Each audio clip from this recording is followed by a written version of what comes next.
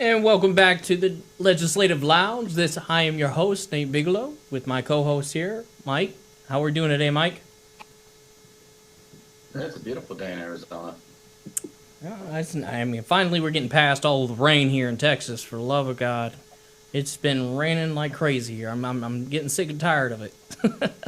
You can send all that rain here. I would love to, honestly. I mean, I've got my, my theories of where it's all coming from and why it's coming, but, we'll leave that for another time. But yeah, so we were here last week. I wasn't feeling well myself, so we took a week off, but a lot has kind of come down the pipeline. Well, I mean, not a lot, I guess. Just some bigger stories in the sense that, a lot of people have been talking about. One that everybody knows and it has been all over mainstream media and all over the news networks and whatnot is the whole Epstein situation. Now, I have my own personal beliefs or whatever in regards to it, which you guys are going to get a Nathan rant here in a minute about it all, because I'm sick and tired of individuals that claim to be conservative but never will actually want to conserve anything in this country, like, morals, standards, or just accountability in general, right? And that's what we're at right now. So for those that aren't aware, which if you're not aware, do you live under a rock? Anyways, Donald Trump came out with Pam Bondi and all these other people in the DOJ saying that they've closed the investigation on the Epstein files and they're not going to be releasing them. Didn't give us an explanation as to why, which is my main issue with it all. Like, if they would have explained specifically why they weren't, right, then it wouldn't be about to get to this rant that I'm about to get onto. However, was there a list, this notorious client list? No. I knew that.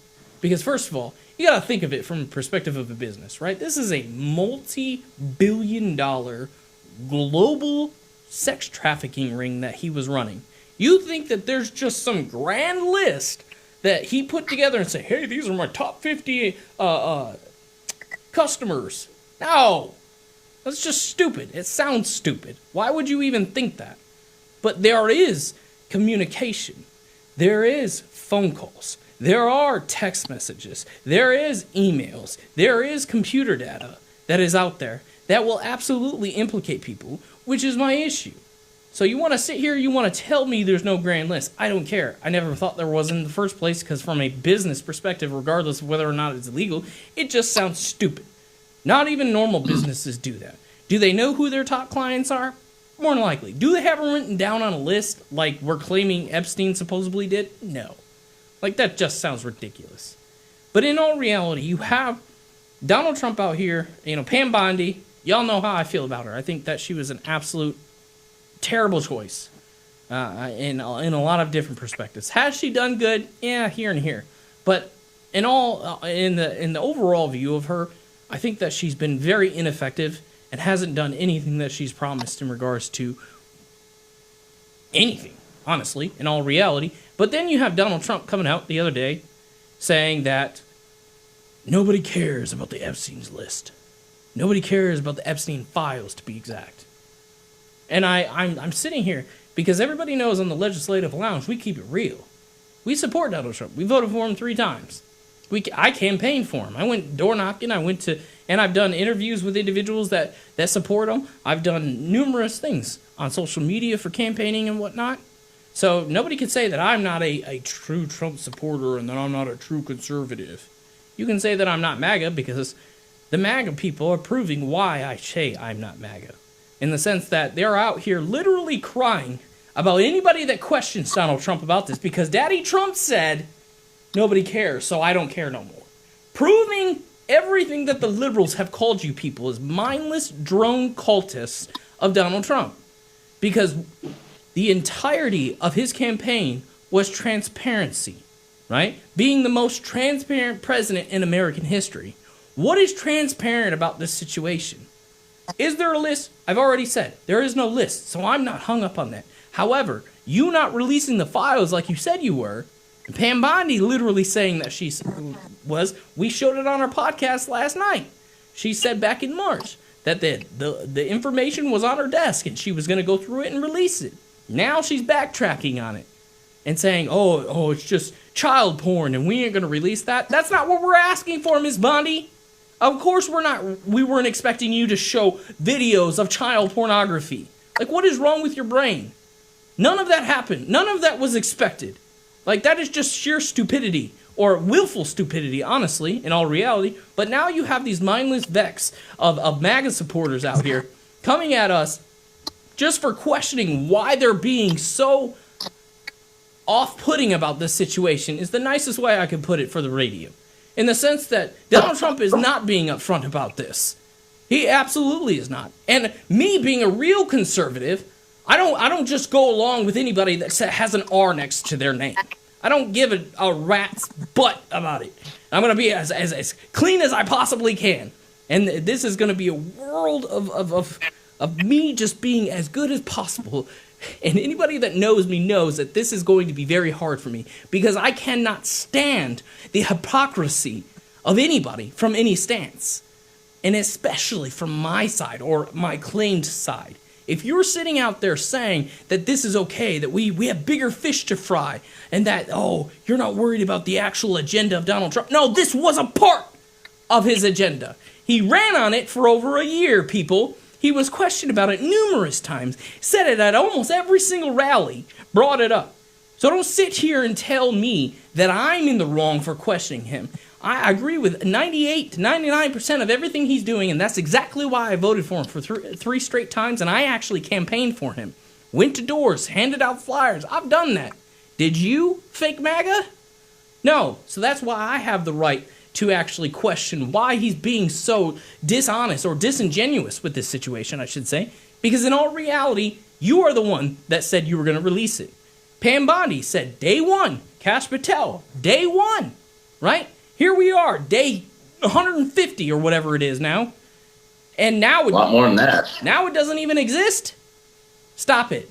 So I think it is completely disingenuous, and the way that him and Bondi are going about it basically detracts from the transparency aspect, as you were explaining. You know, I understand that majority of the files related to Epstein are sealed under court documents, right? Right. The court filings, right? I can understand that. You should have came out and said that. As far as a client list, like Nate, I knew there was no list. There's nothing saying like these top tier people are going to be on this list and this is who been working with. It's not going to say this.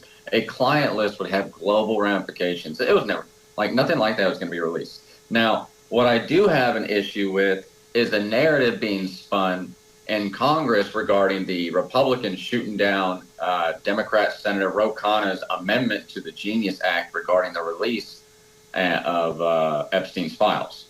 Now, the amendment that Ro Khanna put out basically says the Attorney General shall retain, preserve, and compile any records or evidence related to any investigation, prosecution, incarceration of Jeffrey Epstein, not later than 30 days after the date of the enactment of this act.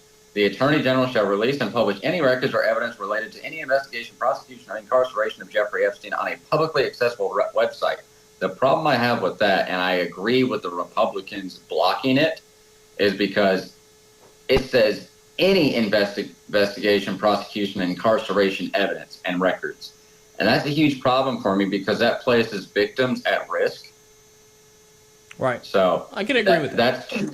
That's too broad of an amendment. There needs to be clarification. You want to bring all the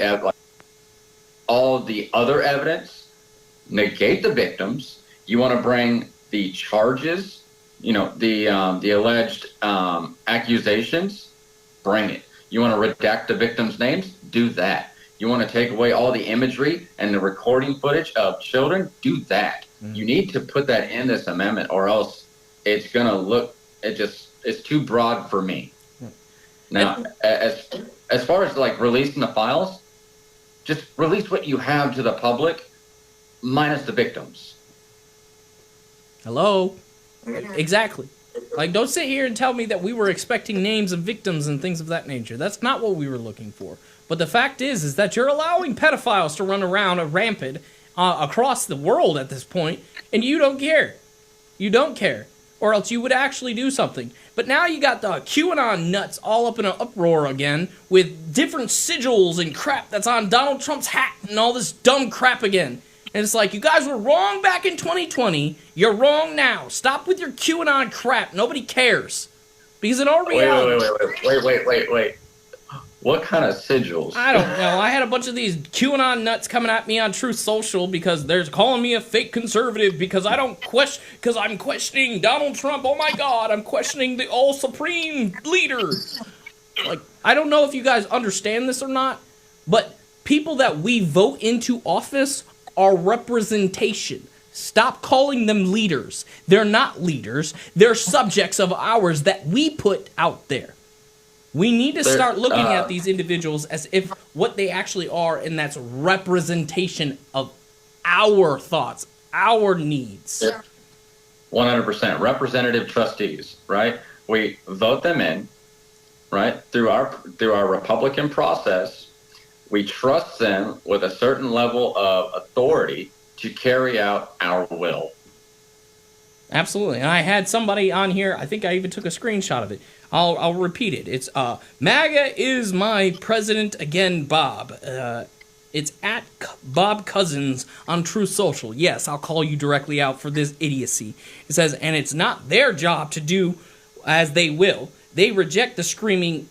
It's not their job to do our will, is what they're saying, right? And to reject the screaming monarchs of the society.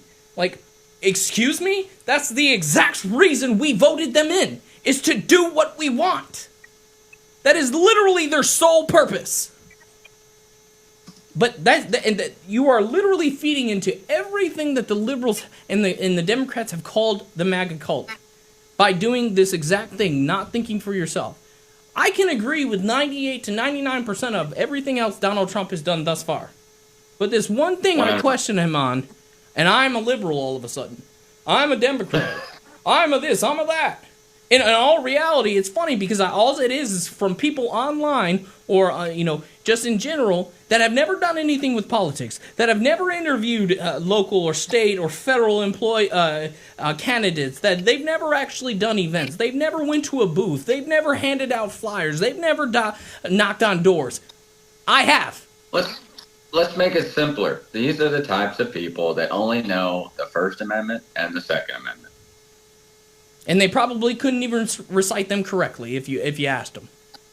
But this is exactly why I say, just because somebody claims to be conservative or has an R next to their name, so I'm talking about people in society or in office, that doesn't mean they are actually that thing. They are not conservative or Republican just because they have it next to their name or they claim to be. It's the same thing with the religion, guys. Not getting on that, but you guys can relate to that a little bit more. It is what it is. Just because I question him on one thing doesn't make me a fake conservative. It makes me a real one because I'm conserving the transparency that he promised. 100%. And it's that type of thinking is the same as that type of thinking with liberals with Joe Biden. Exactly. It's exactly the same. And I said that to somebody as well today. It's like, you guys are the exact same as the liberals. You just come to the same destination from two different directions. And the destination is pure idiocy. Well, it's like, all it is different teams. And we've argued against this. You and I have argued against just going R down the line. Supporting just because they have an R. Like, this is why you and I started this, is because we are questioning not just the Democrats, but we're questioning our own base. If not more.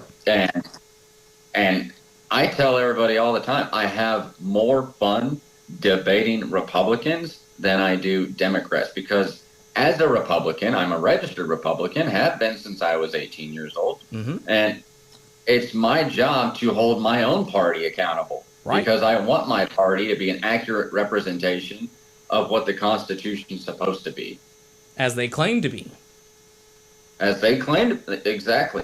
Donald Trump promised transparency. This goes against that promise. Oh, this little piece. goes against that promise. Everything else, I'm cool with. You want to talk about tariffs? We brought in $100 billion of tariffs 105. at the least.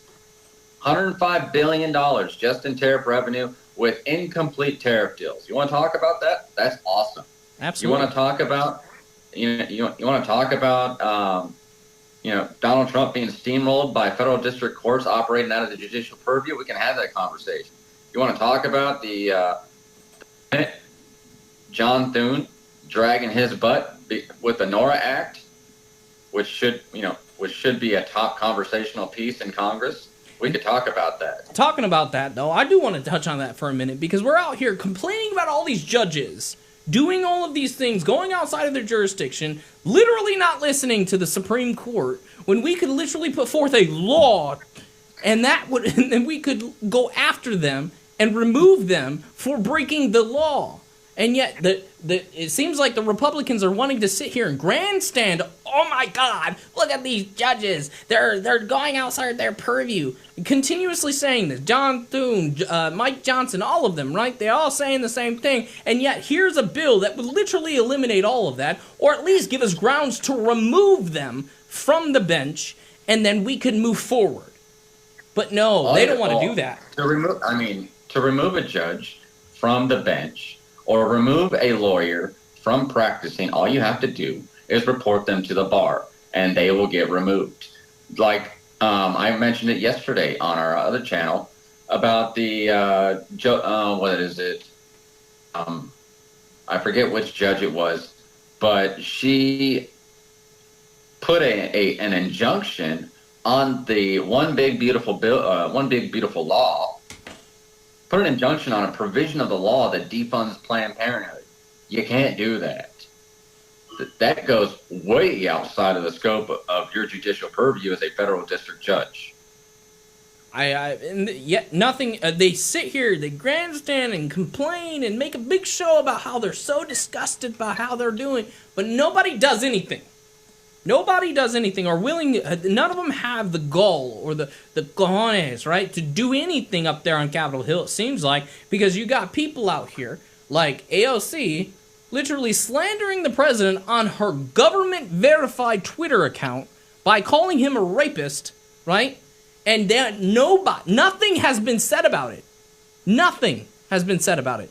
And people are like, I had so many leftists sit here and say that, you can't go after them for saying the truth. You might want to tell CNN and George Stephanopoulos that, because they just paid out millions for doing the exact same thing. 100%.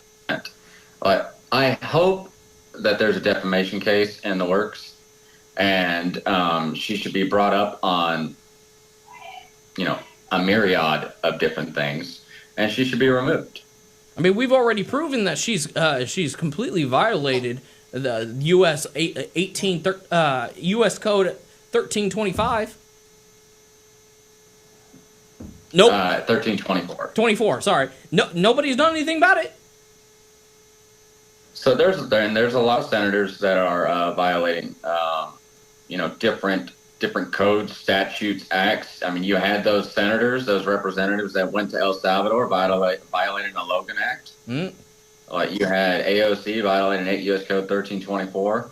You have Adam Schiff committing mortgage fraud, allegedly.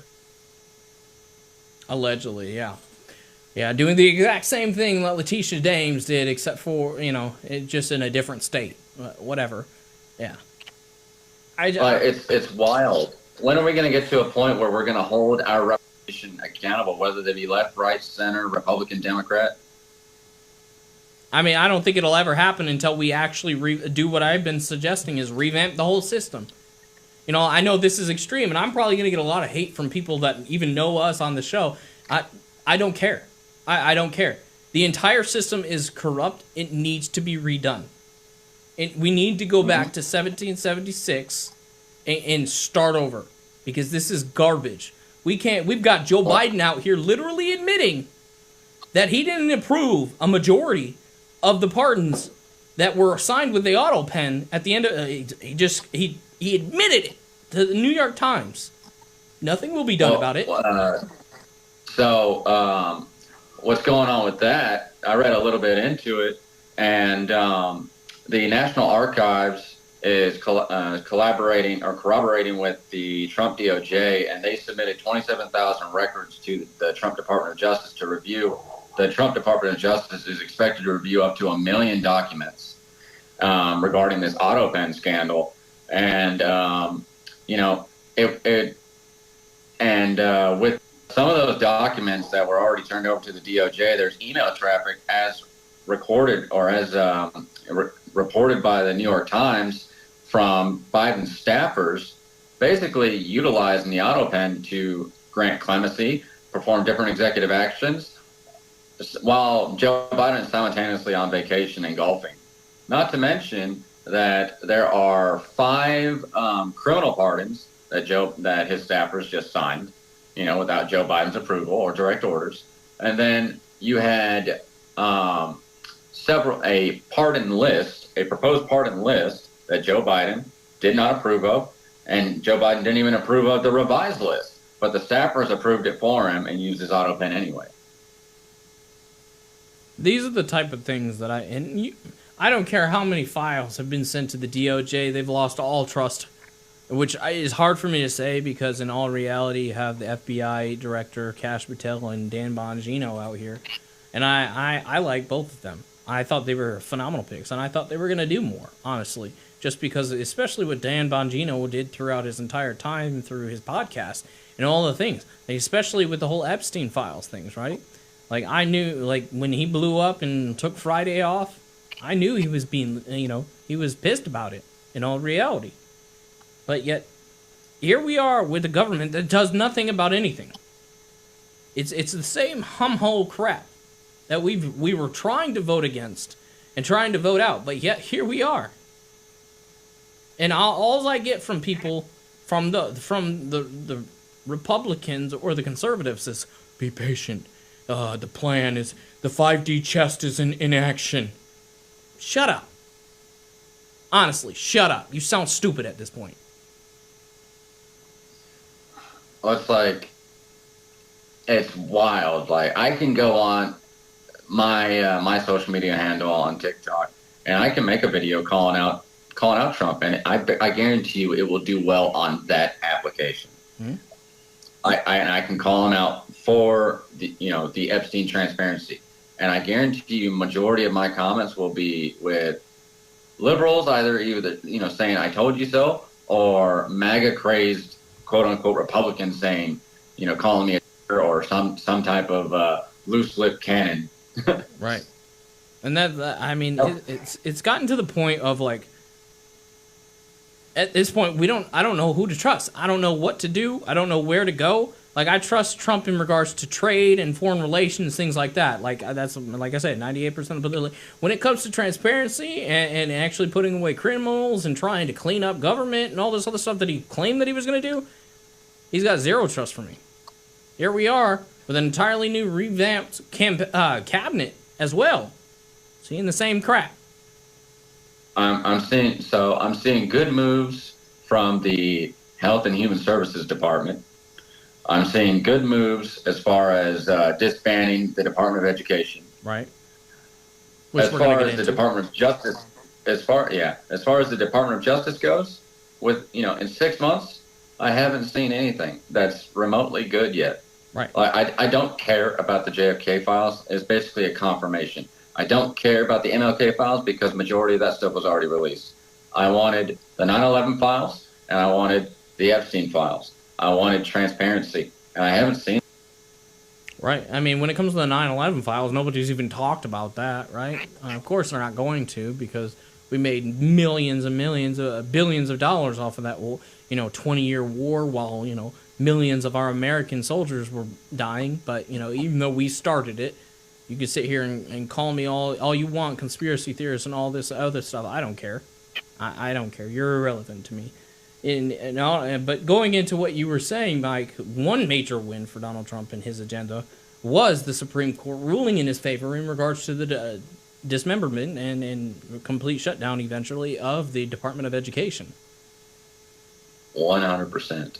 And for those that don't know, the Department of Education has done nothing good for America's youth. It started in 1979 under President Jimmy Carter. And, prior to its conception, the American illiteracy rate, so the ability for Americans to read and write, the literacy rate was above 96%, right? 96% of American adults had the ability to read and write. Now, 2025, it's like 1 in every 5 adults, 65 million Americans do not possess the ability to read or write. And the main issue with the federal Department of Education is their use of financial incentives to pass their own agenda. All right, and I know that we were in a conversation about this with some people earlier, and it's just from the very beginning, when it comes to the Department of Education, it just seems like a very redundant thing anyways, because all they're doing is taking our tax money and then giving it right back to us. 100%. And there was no need for a bureaucratic federal vehicle to disperse funds that the state's responsible for allocating anyway. Right. And then I know we've talked about it a long time ago when this was all being brought up on in our view here, and we gave specific numbers, and it's been a while, but I believe it's like somewhere around $240 billion annually is what the DOE takes in, right? Only 6 to 8% of that is actually redistributed out to schools. So the question then becomes, where is this 92 to 94% of the money going to? What is the purpose of it if only 6 to 8% of it is even going to the schools? It was getting reallocated to USAID. Exactly. That's exactly, and those are the type of things that's the problem, and people don't want to see it. And they're like, "Oh, you're just conspiracy. You ain't got nothing to prove that with." Blah blah blah. And yet we have the information from Doge, right? Oh, they just pass that off. I'm like, I could say that this cup is white, right? And I could put it in your face and say, "Look, it's white." And they're like, "No, it's not white." That's literally what they're doing. I'm floored with how America has become so docile over the years to the point where they believe whatever they're told and they do nothing about it. All they do is they cry and they moan about things they may not like, which most times they're ill-educated on it in the first place, right? So they shouldn't be crying about certain things, and when they do have a valid reason, they don't do anything about it. Nobody does anything, which is why these politicians and these people in power, quote unquote, feel like they can do anything without any safeguards, without any checks and balances. That's why we are in the predicament that we're in, and why so many people clung onto somebody like Donald Trump during his campaign, talking about how he was going to change things. And yet here we are in the second term of Donald Trump. I know, we're only about, 5 months in? There's time. 7 months in. Is it 7? But it's like, yeah, we're in July now, so it came into I don't count January 20th. Yeah, I call it 6.5 months. Yeah, so. Okay, so 6.5 months in, but it's like. But I mean, we're making wins. We're making wins. Don't get us wrong. We're not anti-Trump. No, absolutely not. But we're not full tilt, remedial Trump. We're analyzing situations. We're looking at the information coming in, and we're saying, okay, this move was good. This move was bad. And every time we say Trump made a bad move, we get obliterated. And it's just it's those areas in which where we are. You have where we question Donald Trump and what he's doing versus what he promised during his campaign, and when he doesn't do it, it then begs the question and gives validity to what the left has been saying, which we don't want to give, is the fact of where else is he going to bend? Where else is he going to stop? Where else is he going to cut it short? And then you give more power to the liberals about Donald Trump. That's the problem. I don't want to give them anything because I know what he can do. We've seen it. When it comes to trade, when it comes to foreign relations, when it comes to just basically pulling people together for a common cause, there's very little, if anybody else, that can do it as better as he had. And again, I'm not saying he's God or anything like that. I'm not going one way or the other. But at the same time, when he doesn't follow through on something, we have to sit here and analyze it. That's what makes us different from the left, is because we do hold them accountable for the things that they say. And this isn't like something that, he had mentioned one or two times, or, it was, just kind of like a hum-ho kind of a thing. No, he talked about it repeatedly throughout his entire campaign. I know we keep hitting a home on it and everything, but it's like, it comes to a point of, like I said, getting back to what I was saying, is that where else can he bend if not here, right? Like, we're talking about children being hurt and pedophiles. But, I mean, I guess y'all do you, right? Y'all do you in that sense. In all reality, we've got a lot of stuff coming up here, though, on the good side of things. Stock market's back where it's supposed to be, like we claimed it would be. We have the threats of tariffs going back into play for many countries on August 1st, because the deadline is coming up. So we should be seeing all of these trade deals going into effect, right? A lot of people are still complaining about prices and all this other stuff. And, oh my God, look at the price of groceries. They haven't actually went down. Yes, they have, actually. Like, for instance, everybody was, complaining about eggs, right? Eggs. Big commodity of eggs. It went down 7.5% over the last month. One of the biggest drops in prices of all time. Gas is still going down. Gas is going to go extremely down with the changes in the big beautiful bill, right? The deregulation, getting rid of people are mad about that thing. Getting rid of all of the leasing requirements and whatnot when it comes to oil and natural gases. You guys are going to love it by the end of next year for sure. But you want to sit here and people be like, oh, the bad, it's defunding SNAP. No, it's not. They didn't change any amount of the funding when it comes to SNAP. What they did do is they put a work requirement on it. They hardly changed anything in SNAP. They didn't change anything to the what's it called, Supplemental Nutritional Bill or Act or whatever it's called. Nothing. And SNAP is a supplement to your income. If body, you get to go to work. You don't get to be lazy. You don't get to live off my tax dollar because you're lazy. Mm-hmm. I don't want to pay for your medical bills because you're lazy and don't want to go to the gym and don't want to eat healthy and you want to survive on honey buns. Sorry, Nate. No. I know how much you like honey buns. But but the thing is people really, what they're really not realizing with this bill is that first of all, there was a deadline that they had to get passed by, right? For it to be able to go into place for next year. And if they didn't do it, how much your taxes would then definitely change without that bill. That's what you guys don't realize. Because all of the 2017 tax advantages that you, regardless of how you feel about it, and my CPA didn't, I have less deductions. We've heard the whole gambit from all of you liars, right? We heard it today in a live. It was like, no, your CPA just sucks. In all reality, get a new one. All the tax advantages that you've seen since 2017, the increased tax credit on deductibles, the tax brackets, the child credit, all that stuff. Yeah, that was going away. That was going to be gone.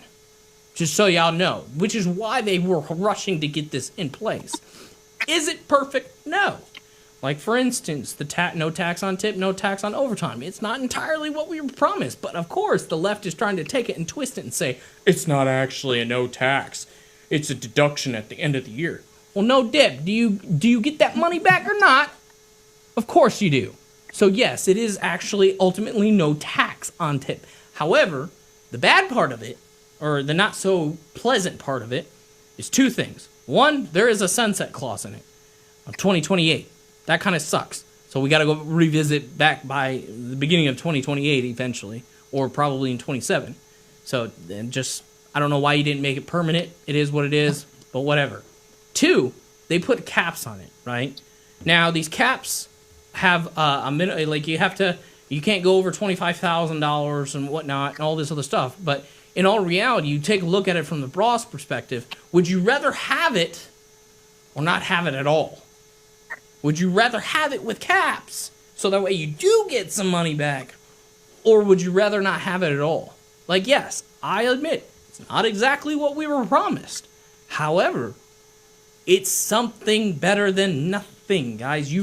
I'm pretty sure anybody that works overtime or works in the service industry that works off of tips, they're going to love it because they're going to have more money in their pocket.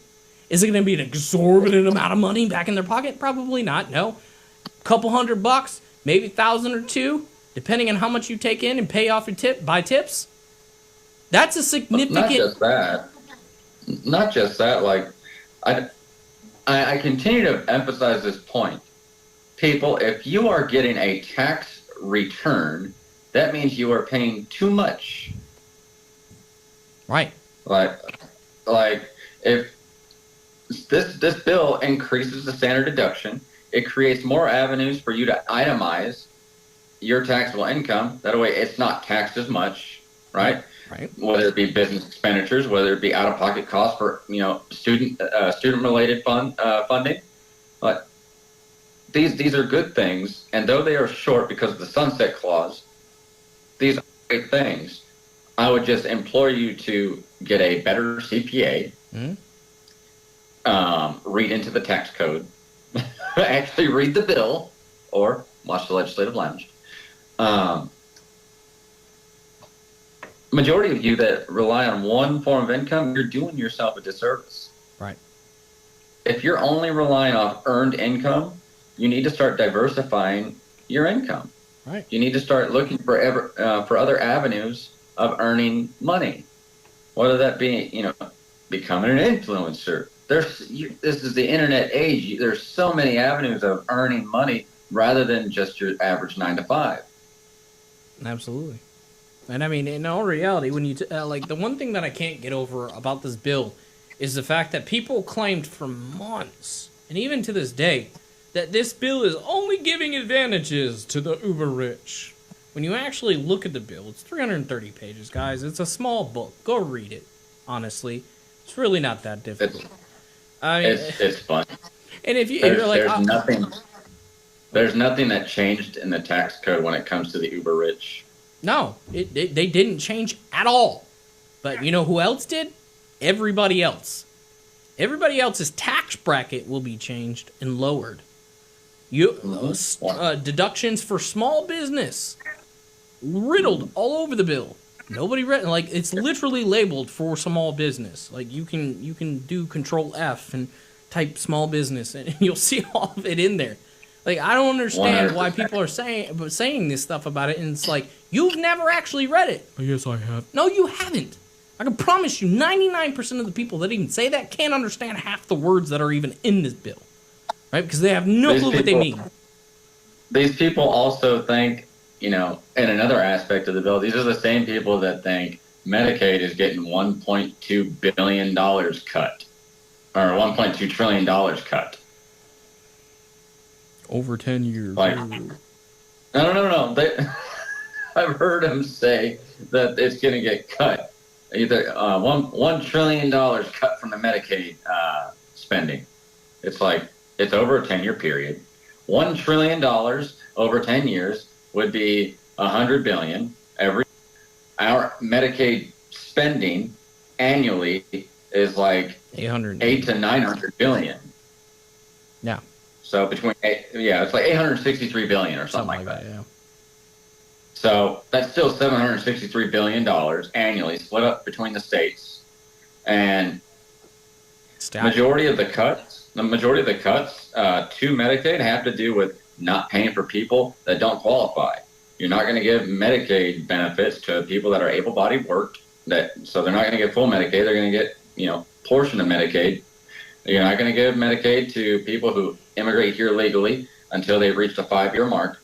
And you're not going to give Medicaid benefits to people who are here illegally. Right.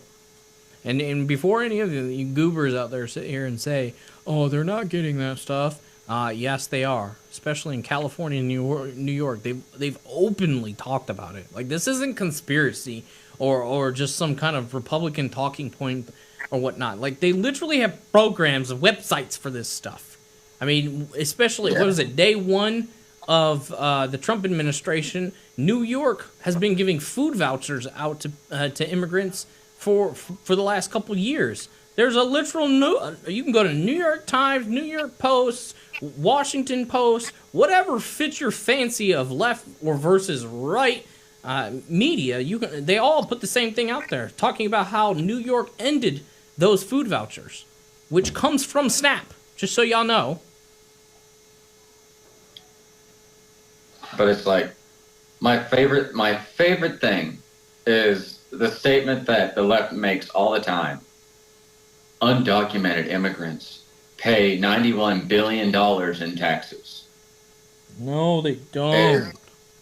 It is the most funny statement to me, because in order to pay taxes, whether it be state or federal, you have to have some type of identification. Some type of identification. You don't even have. That's too big of a word for them. Identification's too big of a word for them. For the undocumented to pay taxes, they have to have a document. Oh my God! World revelation. You need a social, you need an EIN or a TIN number in order to participate in the paying of state and federal taxes. Like, if you don't have that because you're undocumented, the ones that are paying $91 billion in taxes every year, those are legal immigrants. Documented immigrants. And you would sit here. Let's put it this way. How are they going to pay taxes when they don't have a tax number? How is the IRS going to apply it? Like, it's like simple deduction evades you people, honestly. I'm not being nice on this show anymore. Because it's like the pure stupidity of Americans has reached my limit. And the fact that you guys can't... Well, it's funny. They either will say, oh, illegal aliens are not getting Social Security numbers. Okay, well, how are they paying taxes? Yeah, I mean, they are. There's literally programs and they built an app to do it. I know, but they're either getting Social Security numbers as an illegal alien, and they're paying into the federal taxes, or they're not getting a Social Security number and they're not paying into taxes. Which side are you on? I mean, let's be real. Undocumented immigrants are not paying taxes because they're getting paid under the table. Because then the employers have to file that they have that extra expenditure, right? For those employees. Then the question becomes, did they legally hire legal workers? Because that puts their business at risk of being shut down or being fined heavily for employing illegals, which is against the law. It's the simple things, Mike. We come to the point of not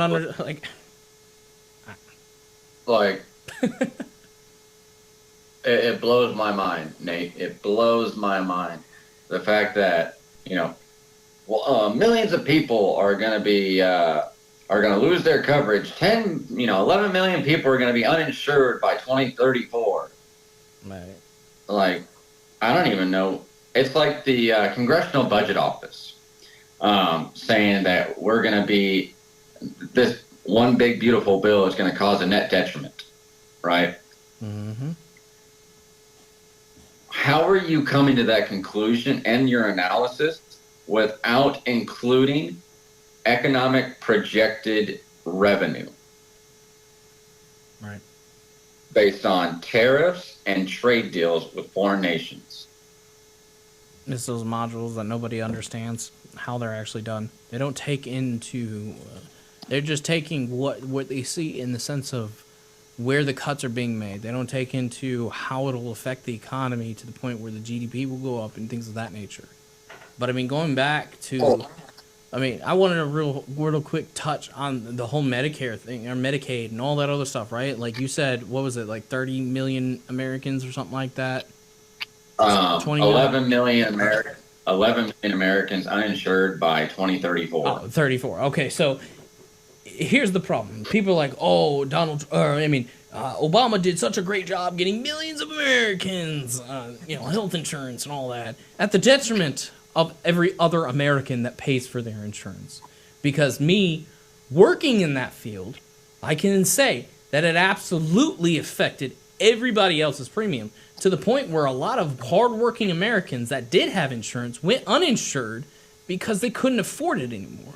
For example, my insurance through my workplace, I don't carry because I think it's too expensive for the benefits. So I go uninsured, which is why I'm such a stickler on health and wellness and working out and all that stuff. But that's regardless of the point. But it just proves the point where I'm an example of it. Like, Obamacare completely ruined the insurance industry when it comes to health insurance. It took hardworking, good plans, and it tossed them out because you have all these people now going on to Medicare, Medicaid, through Obamacare, and all these crap plans, and they're committing all of these medical fraud throughout their entire country, and yet they're draining the system, right? I mean, all of these hospitals have to get the money from somewhere, so and yet we're the ones that are paying for it. Well, it's like, so as you know, Nate, I work in the healthcare field. I see people come in that don't have documentation, that don't have any type of insurance. The hospital then uses, the hospital has to use the state insurance program for that cost. Mm-hmm. And Arizonans pay for that. Right. My state taxes cover that. I don't want my state taxes to cover illegal aliens. I don't want my state taxes to cover undocumented people. No, absolutely not. Because I don't even carry my insurance for myself because it's too expensive. I don't have it for my family because it's too expensive. I don't carry insurance through my job either because honestly, the bureaucracy between that is just a whole nother conversation. I get my health insurance through the VA. My wife, on the other hand, it's like $400 a month for health insurance. I wish mine would be $400 a paycheck. Or is it $400 a paycheck? Yeah, it's probably a paycheck. Might be $400. Yeah, it's probably. I think it's $400 a paycheck. Because for the best plan that we have, which would be more ideal, so I'm not paying thousands of dollars in deductibles right through my work, it would be $900 a paycheck for the best plan. Ooh. Yes, and I'm not. I will show anybody it. Like it's ridiculous what these prices have done to us hardworking Americans. And I'm not hurting for money. Don't get me wrong. I'm just unwilling to pay for it when I can do things naturally and I can take care of my health and not eat garbage, right? I haven't been. I think the last time I went to the doctors, which was honestly it wasn't even a doctor. It was an urgent care because I got poison ivy and I paid out of pocket for the because I'm highly allergic to poison ivy and it closed my face and everything. I had to get one of those shots. But before that, I think the last time that I went to a doctor for a checkup, like a normal routine thing, was 2018.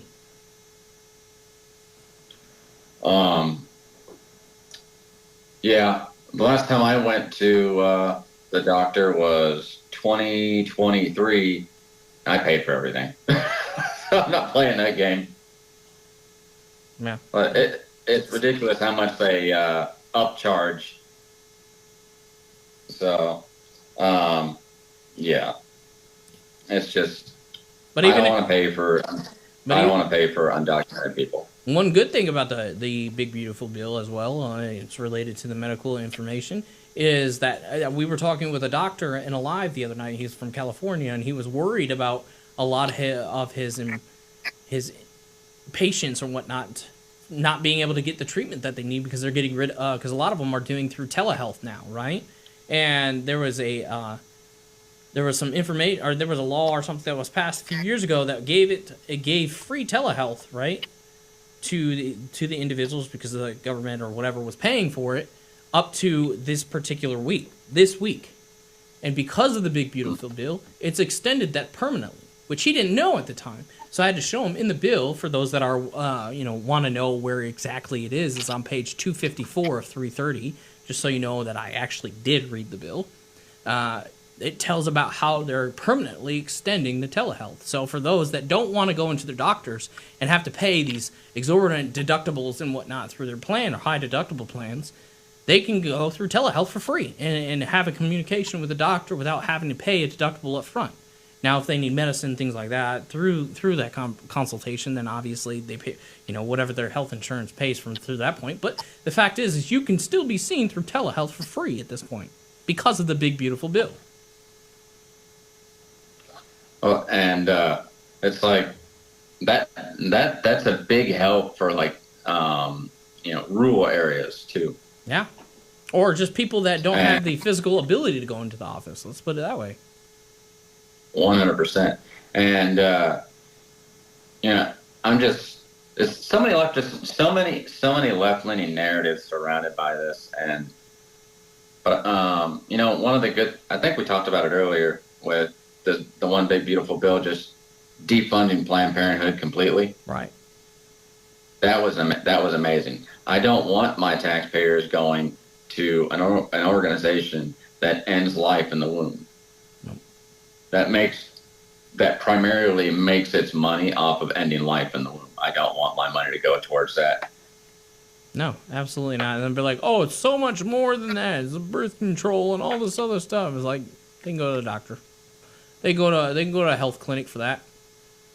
You can just, not have sex either. There's that crazy idea, right? Or, at least be smart about it.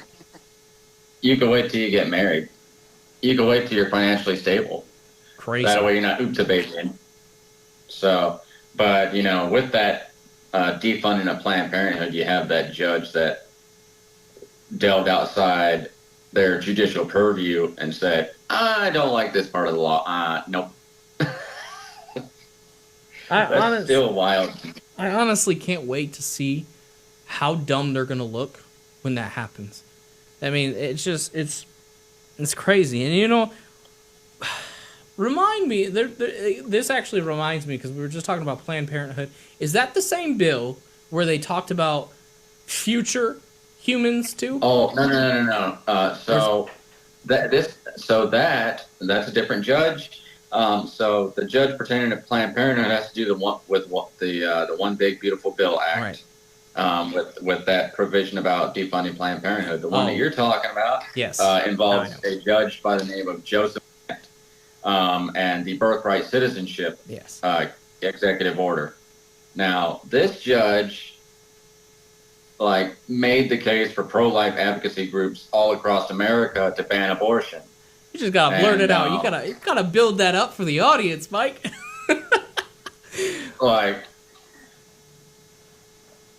The way he used it. Well, hang on. Explain what it was that he did in the first place, so that way they can get context.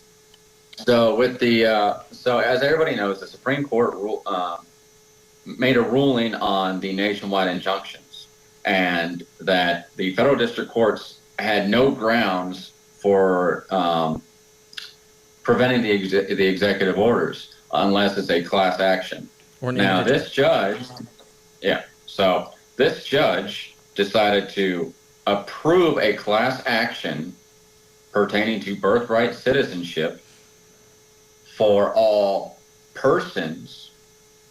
He was going to grant them injunctive relief for all persons and future persons born on or after February 25th, 2025.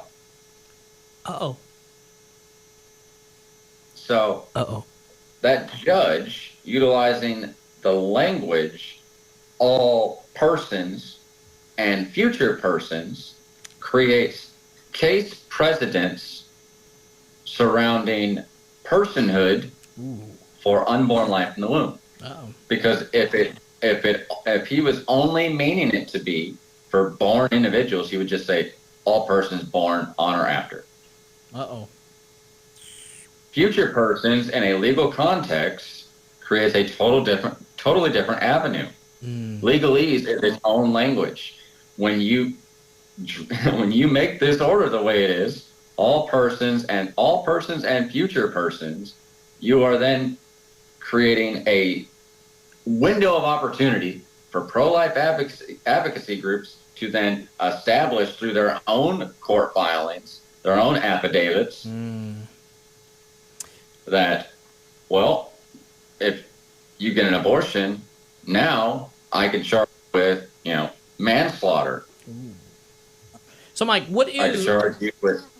Do you have the name of that case or the case number? I'll see if I can pull it up, but it's Joseph LaPlante. Yeah, go ahead and try and pull that up real quick, because honestly, I want to give a shout out to any of the pro-lifers out there, the advocacy groups out there, because me and Mike, we are anti-abortion, right? That's through and through. I don't believe in it.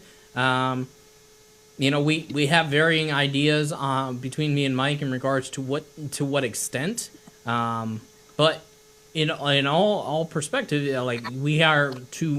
we believe in protecting the innocent, and there's nothing more innocent than the unborn, right?